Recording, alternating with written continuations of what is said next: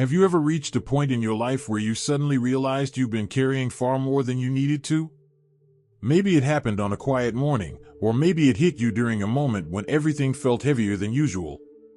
For me, it happened when I was standing in my kitchen, staring at a sink full of dishes that didn't really matter, and I caught myself thinking, why am I still living like I'm responsible for the entire world? It sounds simple, almost silly, but in that moment something shifted inside me. I'm 69 now, and for the first time in my life, I've finally found a sense of peace. Not by doing more, or trying harder, or pushing myself the way I used to.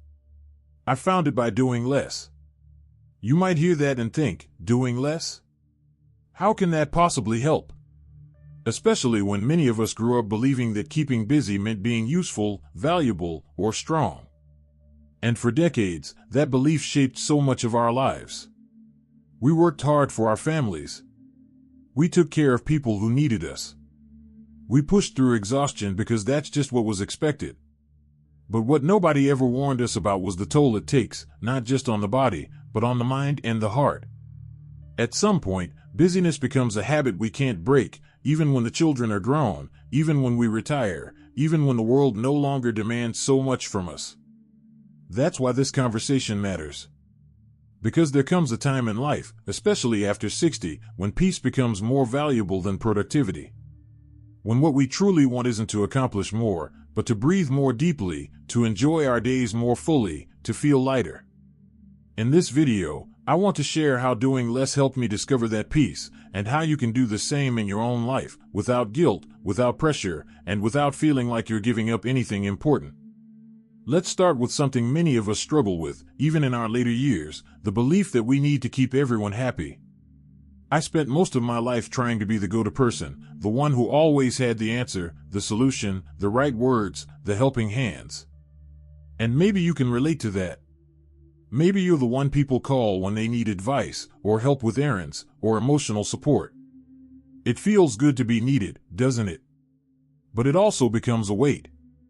A quiet, invisible weight that keeps growing until one day you realize you've left yourself at the bottom of your own list. What helped me finally step away from that role wasn't frustration or exhaustion. It was the realization that I didn't know anyone the version of me that ran herself into the ground. I didn't know anyone constant availability. And I definitely didn't know anyone the smile I wore even when I didn't feel like smiling. So I started small. I began by giving myself permission to pause before saying yes. To take a breath. To ask myself whether something was truly mine to carry. Some people weren't thrilled by this new version of me, the version who didn't automatically jump in to fix things. But the surprising thing? Most people understood. And even if they didn't, I understood that my health and peace mattered too.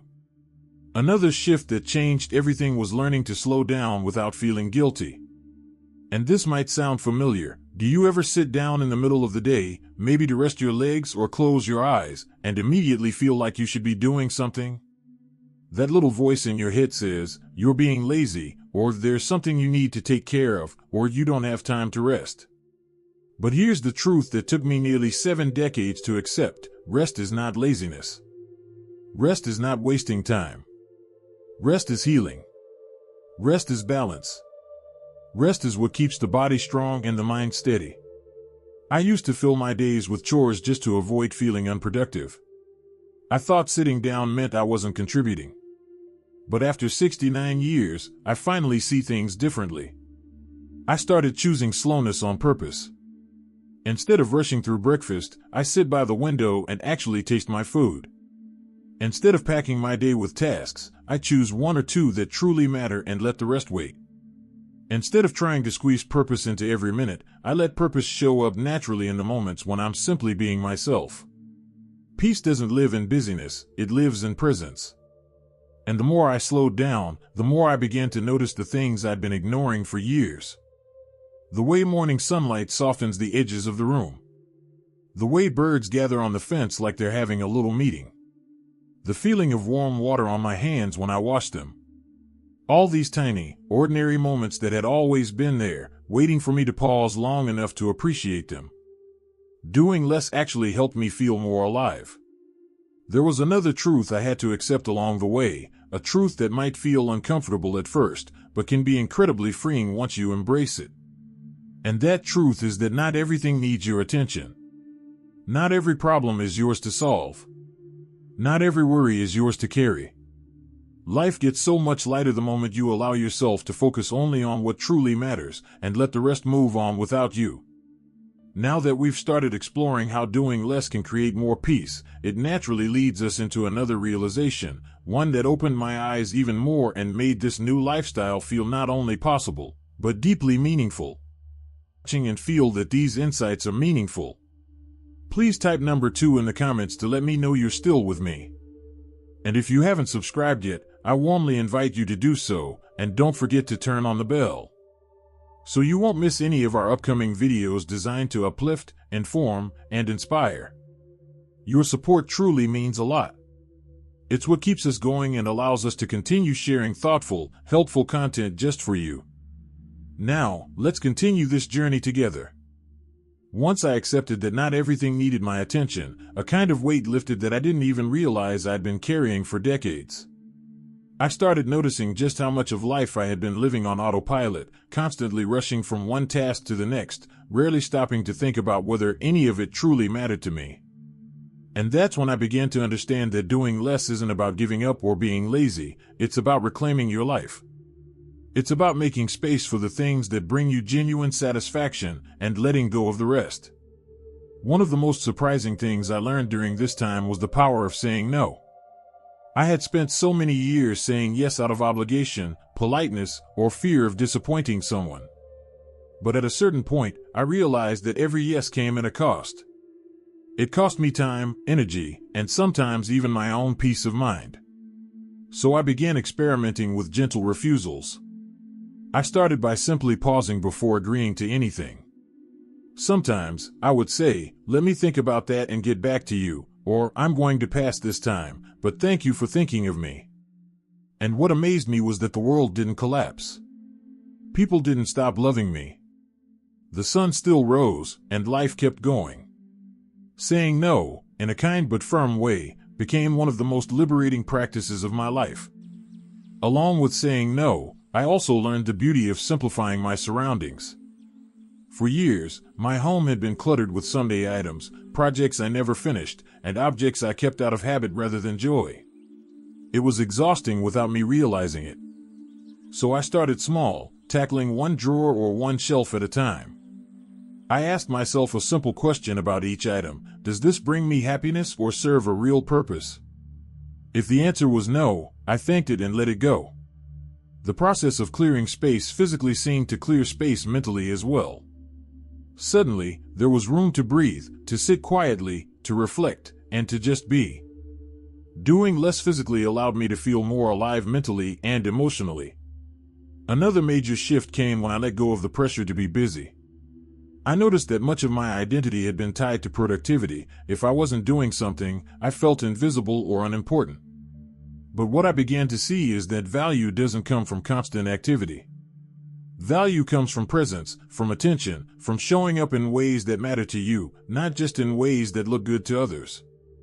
I started allowing myself mornings with no agenda, afternoons spent reading without guilt, or even entire days where the only goal was to notice the world around me. It was startling how restorative this was. Doing less didn't make me feel like I was wasting life, it made me feel like I was finally living it. I also discovered that slowing down improved my relationships in ways I hadn't expected. When I was always on the go, always helping, always busy, my interactions felt transactional or hurried. I didn't really listen, I just responded. But when I started doing less, I had the mental and emotional space to truly engage with others. Conversations became richer, laughter more frequent, and I even reconnected with people I had drifted apart from over the years. Ironically, by withdrawing from unnecessary commitments and obligations, I found I had more to give where it truly counted. One of the hardest lessons to learn, but ultimately one of the most rewarding, was embracing silence and solitude. For much of my life, I had equated quiet with loneliness or emptiness. I thought being alone meant I wasn't connected or important. But slowly, I discovered that solitude, when chosen, is one of the most nourishing experiences we can have. Sitting quietly in the garden, listening to the wind, or simply enjoying a cup of tea in the morning became sacred moments. They reminded me of the beauty and stillness and gave me clarity I didn't know I had been missing. Doing less, in these moments, meant listening to myself again, reconnecting with what felt true, and finding peace in my own company. Another step in this journey was learning to let go of perfectionism. For decades, I had held myself to impossible standards, believing that everything I did needed to be flawless, timely, or impressive. That pressure created constant tension and exhaustion. When I began doing less, I allowed myself to do things just well enough, or even imperfectly, as long as they mattered to me. It was freeing to release the idea that life had to look a certain way, or that I had to always be on. I began enjoying the process rather than stressing about the outcome, and that shift alone brought a sense of calm I hadn't experienced in years. The cumulative effect of these changes, saying no, simplifying my environment, slowing down, embracing solitude, and releasing perfectionism, was profound. I started noticing that my body felt lighter, my mind calmer, and my heart more open. Life wasn't about cramming more in or proving my worth anymore. It was about noticing the small joys, appreciating ordinary moments, and letting the rhythm of my days unfold naturally. It felt like finally, after all these years, I could breathe. And perhaps the most important realization of all came quietly, without fanfare. Peace isn't something you chase. It's something you create by removing the unnecessary. The more I did less, the more I realized that every extra task, every obligation, every mental load I carried had been keeping me from feeling fully alive. And by intentionally letting some of those things go, I discovered not emptiness, but fullness. A fullness that came from being present, intentional, and gentle with myself. It's ironic, isn't it? Doing less gave me more clarity, more joy, more energy, and more connection to the life I had been living all along. And that naturally leads into another realization that deepened my sense of peace even further, a realization about how we relate to time, to our own expectations, and to the life we've already lived. One of the most powerful lessons I've learned is that peace comes when we stop trying to control everything. For so many years, I lived as if I had to orchestrate every detail of life, as if missing a single piece of the puzzle would make everything fall apart. But now, at 69, I see how unnecessary that pressure was. Life flows whether we try to hold onto it tightly or not. And when we release the need to control, we make room for a gentler, more joyful existence. I've also learned that doing less doesn't mean giving up on curiosity or growth. In fact, it allows you to focus on what truly excites you. For me, that meant rediscovering old passions I had long neglected, reading books simply for pleasure, taking long walks without a destination, and noticing things I had overlooked for years, like the pattern of sunlight on the floor or the subtle changes of the seasons. These small, intentional moments bring a sense of wonder that busy routines often steal from us.